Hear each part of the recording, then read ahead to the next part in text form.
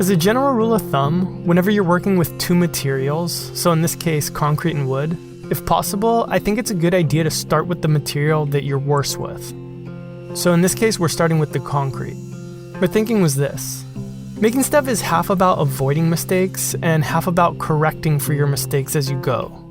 So since I'm a lot more comfortable with wood, if there are little discrepancies with my concrete, I'll have a lot more tools and experience at my disposal to essentially right the ship later on. In all of the shots that you've seen so far, I'm building the form that we'll use to cast the concrete in. And the shape that I'm going for is called a right trapezoid. And no, I did not know that at the time that I was building this, but Google just told me so. Anyhow, building it's pretty straightforward. The only trick is that you'll want to tilt your blade to make these two cuts here so that the whole thing comes together as you'd want it to. And the only little mess up that I had was that I cut one of the pieces shorter than it should have been, so I just used some hot glue in place of where ideally I would have used a couple screws. Yeah. Is that going to be a customer's project, or is that for yourself?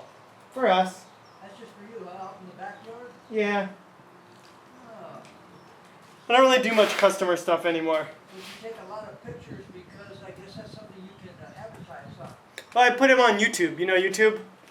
Oh, YouTube, where you can take a look at things, yeah. Yeah, I make a video of it and then people watch them. Oh, yeah, then you got a clock right there, too, I like that. Yeah. Same kind of thing.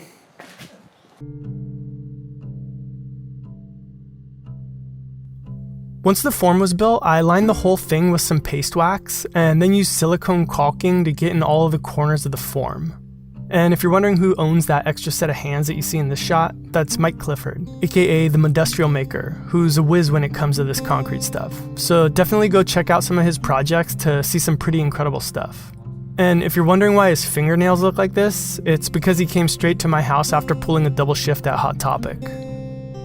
Anyway, next I came back with a fondant ball tool to put a separation line in the caulking. And after a few hours of dry time, we could remove the excess caulk. Okay, I'm done saying caulk now. By the way, you know how they say that everything looks cool in slow motion? Well, here's some proof that that's not true. Here's another example.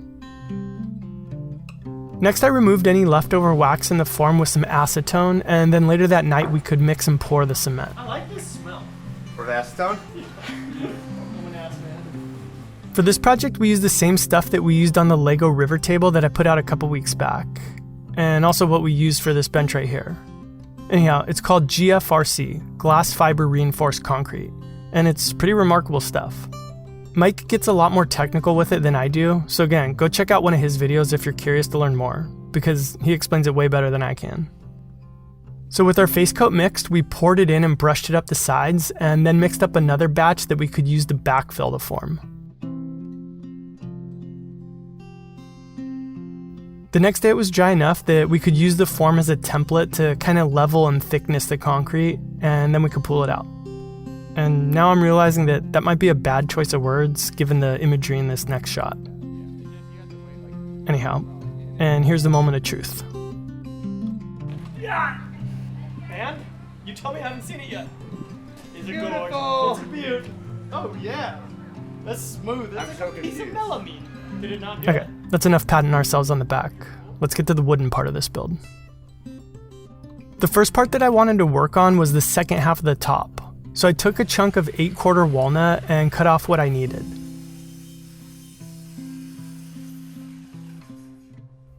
Next I jointed one face and one edge of the boards and then left them to glue up overnight.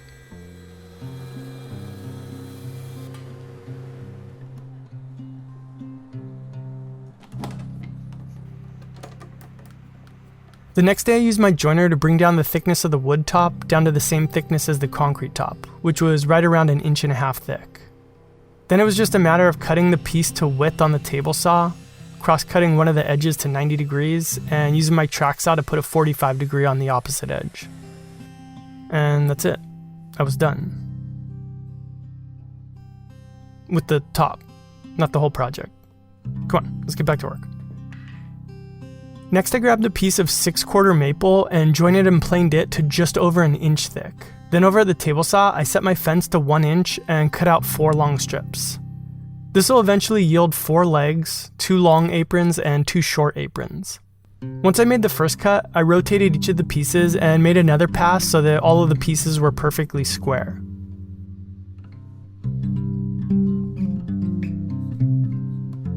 Then I got out my crosscut sled and cut each of the 8 pieces to their finished lengths. And I guess before we put anything together, now's a good time to talk about how the base will be formed. So we have our 8 pieces and they're basically going to come together like this. Easy. Now this would actually make for some pretty wobbly legs, so we're also going to have a lower shelf that will function as a stretcher as well. So that way the whole thing will have a little bit more structure and utility.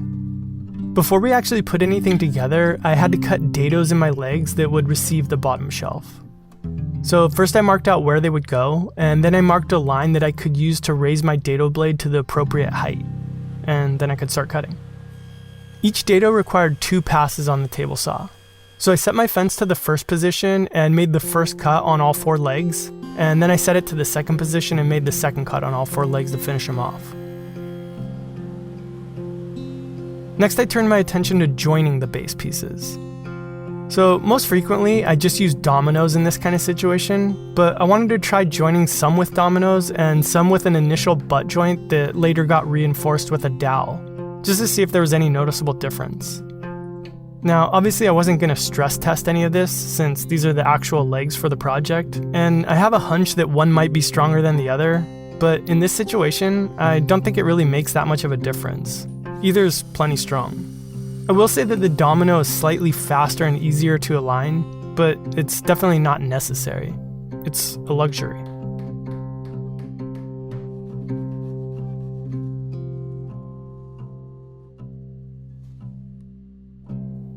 Here we're cutting a piece of walnut that'll become the bottom shelf to its final length and width. The thicknessing had been done before we cut the leg dados, but I saved these cuts to the end so that I can dry fit the base to determine the exact dimensions I need.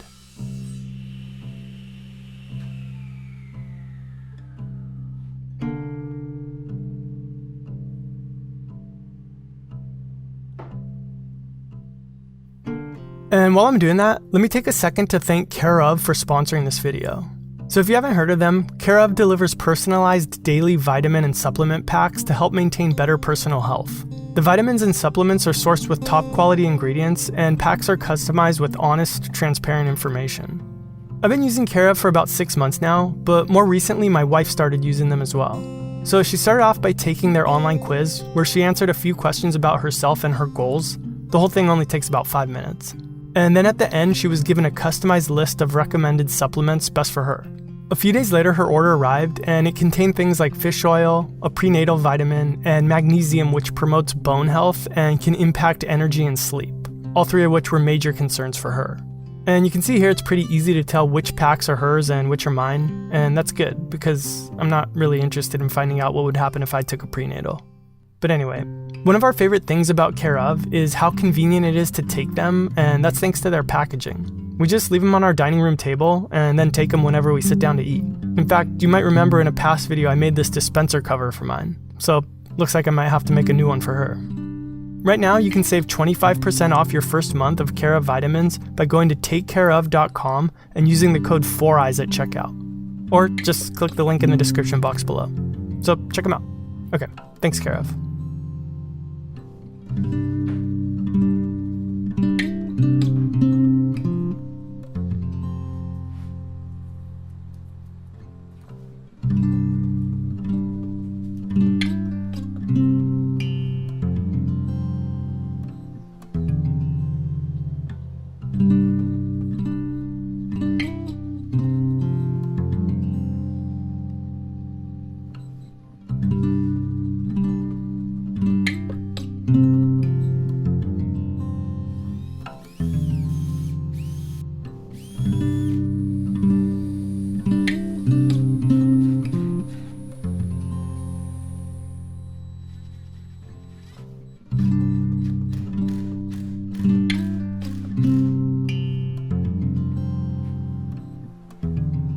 Thank you guys for watching these videos.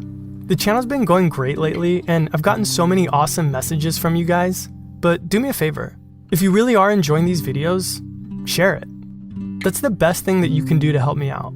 Like, screen capture what you see in this shot right here. I'll even pause it for you. Throw it up on Instagram stories or wherever you like to post and help me get this thing in front of some new eyeballs. Just make sure to tag me in it, that way I have the best chance of seeing it, and I'll try my hardest to let you know about it by commenting. So seriously, thank you guys so much for all the positivity that you send my way. I can't tell you how much that it means to me, so just thank you.